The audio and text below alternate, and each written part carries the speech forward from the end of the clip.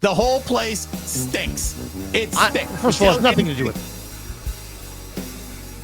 So there's like a new tailgating policy where you can no longer just pull where you're setting up your tailgate and being like, okay, so we're going to park here. And then next to us is going to go 2 tents that we're going to put our grills in and some chairs in, maybe a TV, the cooler. Like you park and then you can set up, I think, behind your car. You can't set up like you can't have a 4-car level tailgate anymore, which is going to piss off groups that like to tailgate together. Give us some info on this one.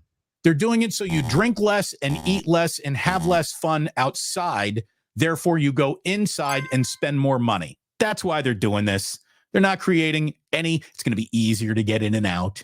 It's going to be safer in the park. None of that. This is an absolute money grab. You get less. We get more.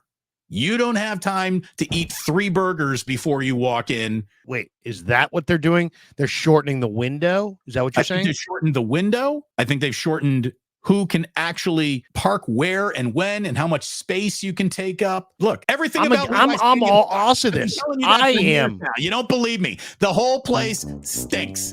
It stinks. First of all, it's nothing to do with this. It has nothing to do with it. It has nothing to do with this. It all stinks. It has nothing to do with the stadium. But here's the thing about it. I'm all for the tailgaters. Why? Because these are your best fans. You know, I've had a unique position the last couple of years as far as the tailgate's concerned. I park in the top right corner of the media lot, right in the, you know, if you're looking at the stadium from the main lot, top right corner. And I was doing the show with Lo Neal on 95.7 The Game from the Santa Clara Hilton, which is at the bottom left corner of the parking lot. So I literally diagonally shot through the parking lot after I parked to get to the broadcast and then to get into the game. So I literally walked through every one of these tailgates. These are wonderful. These are incredible. People are out there breakdancing. They're laying down mats. They're laying down floors. These are our people. These are our fans. You know how many times I've had people say, dude, tell Damon. I said, Krug, what's going on? Come do a shot, have a burger, have a dog, take a picture. I mean, there's a community. I would say that the Niners are kidding themselves that they don't understand the motivations of their fans. I would say, you know, these games are all on TV. You can watch all these games on TV. These people are going and spending time and money because this is when they see their uncle. This is when they see their nephew. This is the best part of the NFL. Whether now the Eagle fans with their flipping birds and swearing and all that crap, that gets a little much. But you know what? I love the Niner fan who's tailgating, and I'm all about them. I'd give them more time in the parking lot and less rules. And to me, right now, the Niners are good. But you know, and I know, sports are cyclical, and they're going to be shitty again. Yep. And so if you want people to keep showing up in huge number through the shitty times, they got to have a little bit more than just a connection to George Odom. You know what I mean? They got to have a connection to one another. And that's what this thing is. So I think it's short-sighted, Damon. I think that's the word I would use. It's short-sighted. It's petty. The NFL teams make enough, and well, look, they should lean into this, and not as far as drunkenness, but they should lean into, because the fights are too much. Yeah, Mark Davis used to say that the most important thing that the new stadium had was tailgating for his great Raiders fans, and then they literally built a stadium where none of that can happen.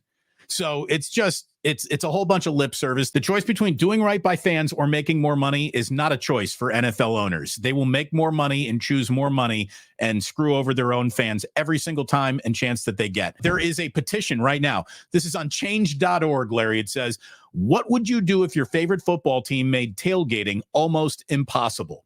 The San Francisco 49ers have instituted a new parking policy that eliminates the ability to choose where you park, and even their most committed fans are outraged. They believe this policy will make tailgating all but impossible, and some season ticket holders are even suggesting the new rules would convince them to stop going to games. And there is a change.org petition that has already been signed by 3,700 fans. It means a lot to the fans, man. It means a lot. Yes. It really does. I mean, I don't want to say it means more than the game, but I would say it means as much. You know, you can blame, I guess, the Niners and the leadership, but you can't blame the stadium for that. I mean, it's not the no, because the stadium was built in the wrong place, in an office park. They built it. You're right. It was way better than Hunter's Point. Carmen Policy said in an interview that I did with him on KMBR, he said, quite honestly, Larry, the couch experience has exceeded the stadium experience in the NFL.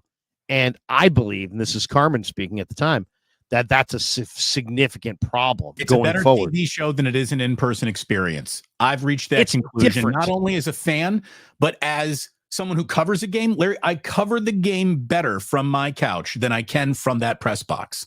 It's the only sport where you could be at the game and you could be on a stream in the post game with somebody who watched it at home, and the person who was at the game might be asking the person who watched it at home what happened.